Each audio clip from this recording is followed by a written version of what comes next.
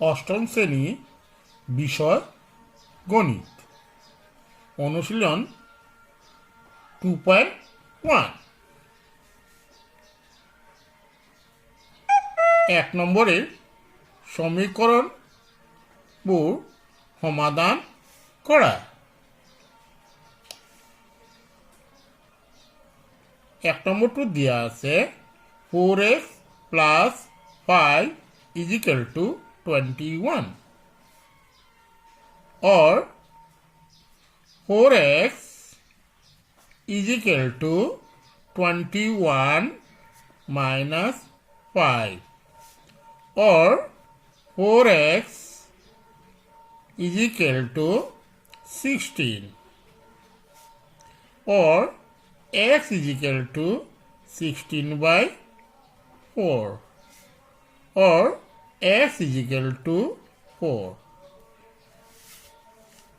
তোমালোকক মই আগতেই কৈছিলোঁ চলকবিলাক বাওঁফালে বহে আৰু সংখ্যাবিলাক ডাইনফালে বহে।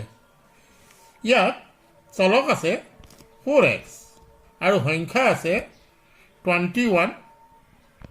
যিহেতু সংখ্যা এটা 5 বাওঁফালে আছে, ইয়াক আমি সোঁফালে আনিলোঁ, সেইকাৰণে ইয়াত বিপৰীত চিহ্ন হৈ গ'ল মাইনাছ।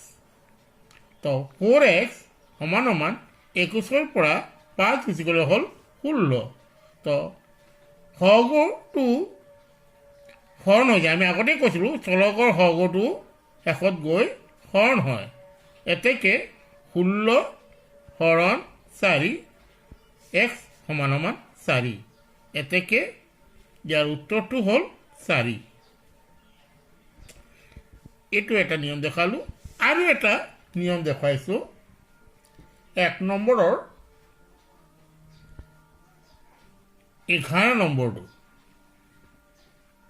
ইয়াত আছে 4x by 5 plus 1 is equal to 7 by 15। আগৰ দৰে আমি চলকটো বাওঁফালত বহালোঁ আৰু সংখ্যাবিলাক সোঁফালে লৈ আনিলোঁ। প্লাছ 1টো বাওঁফালৰ পৰা সোঁফালে অহাৰ কাৰণে -1 হৈ গ'ল। এতিয়া দুটাই ভগ্নাংশ হোৱাৰ কাৰণে আমি ইয়াত লসাগু লৈছোঁ। সোঁফালত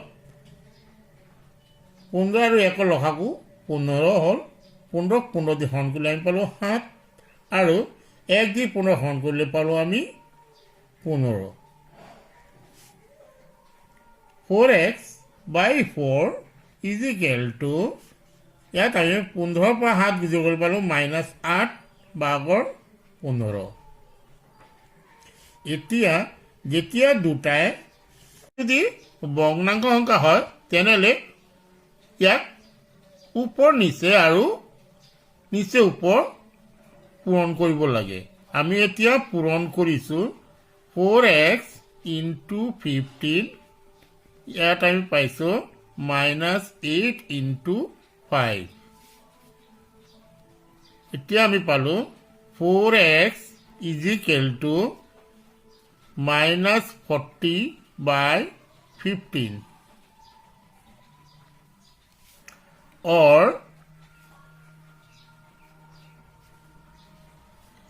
x is equal to পাই গ'লোঁ -40 into 15 into 4।